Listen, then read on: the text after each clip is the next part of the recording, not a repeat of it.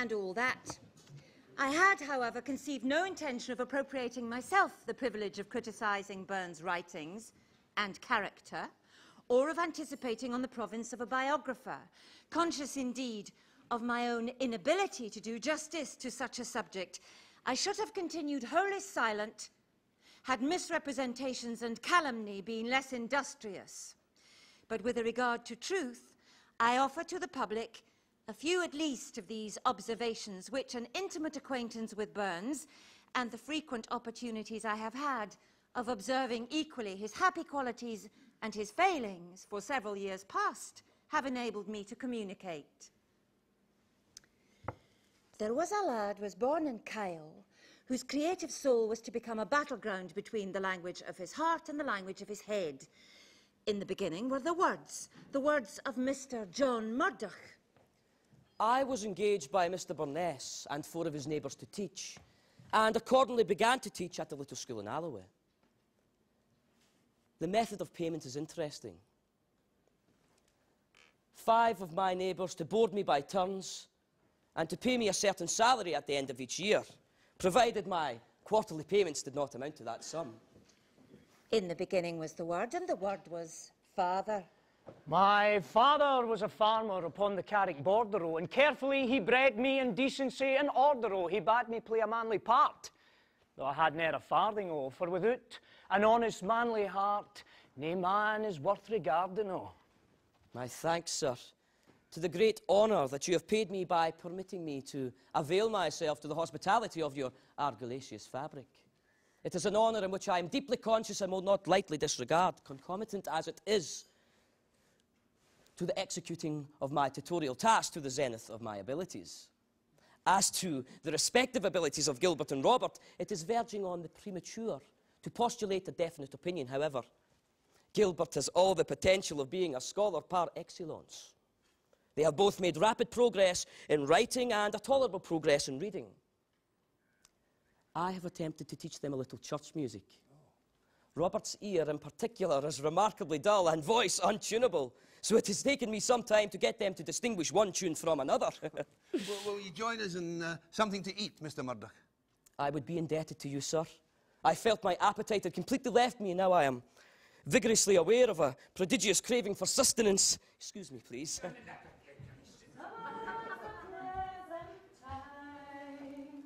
Flowers of every colour, the water runs o'er the hue, and I long for my true lover. I walk alone, walking high and weary, sleep I can't get nane, for thinking on my dearie, I walk in. From my mother's sweet, clear voice as she bustled about the kitchen, I heard the songs that were the true history of Scotland's people. And from old Betty Davidson, tales of demons and kelpies that sent my brother Gilbert and me scurrying in delicious fear to huddle in our beds, where the night shadows on the wall were transformed into warlocks and witches.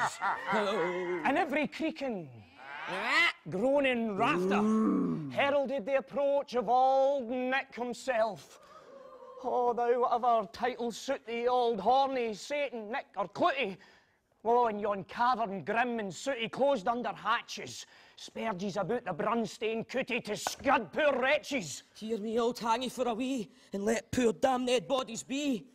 For it's my pleasure I can gie, even to a deal, to scud and scalp poor dugs like me, and hear a squeal.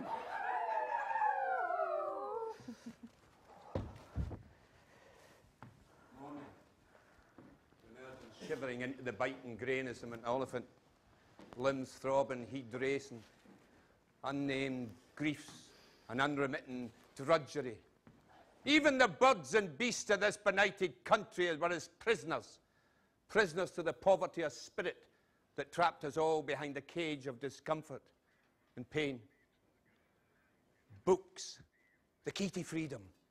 Sheltering in the barns and behind the hedgerows and the dikes, looking for the music and the words and the words and the music, till at last in the soft, gold and yielding autumn, he felt his spirit soar, and the song on the page became the song on his lips, and the words danced down through his blood to the tips of his fingers, demanding release. Nell Kilpatrick, sun-warmed and sturdy, toiling in the harvest field.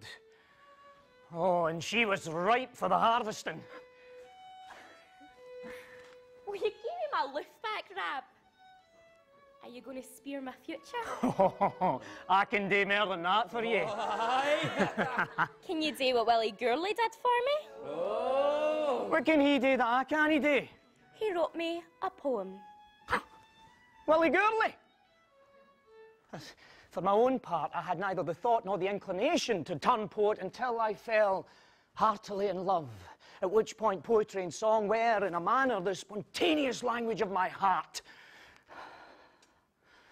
Oh, once I loved a bonny lass, and I love her still, and whilst that virtue warms my breast, I love my handsome Nell. Oh! He was in love. Passionately. Recklessly. With life, with Nell Kilpatrick, Poetry. he continued to fall in love. Passionately. Recklessly. Poetically. Because you see, all the poems, and gentlemen, you should pick up on this, you could change the name, because the flame that burnt so quickly in his heart, but he was on to the next lass. But he didn't need to have written a new poem for her, because he'd have kept the old one. I'm not explaining it, Will. Robert, would you oblige us? My pleasure, sir.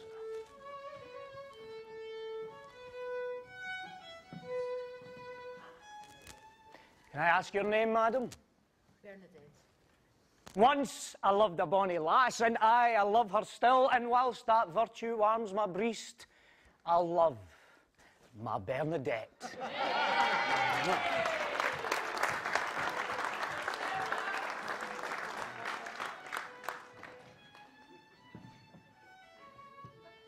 Oh.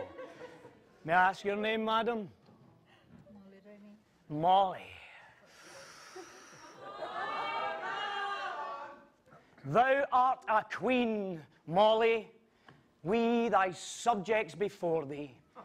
Thou art divine, Molly, the hearts of men adore thee.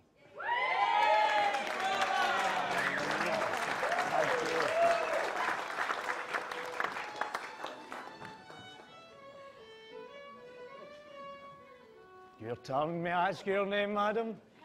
Helen. Oh. She is the sunshine of my ye. To live but her I canna. Had I on earth but wishes three, the first would be my Helen.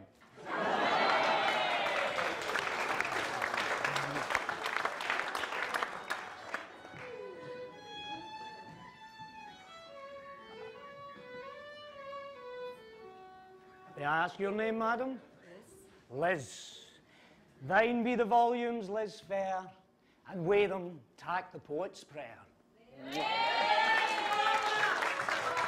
However, there's wildwoods grow and rivers row and mony a hill between, but day and night my fancy's flicht is ever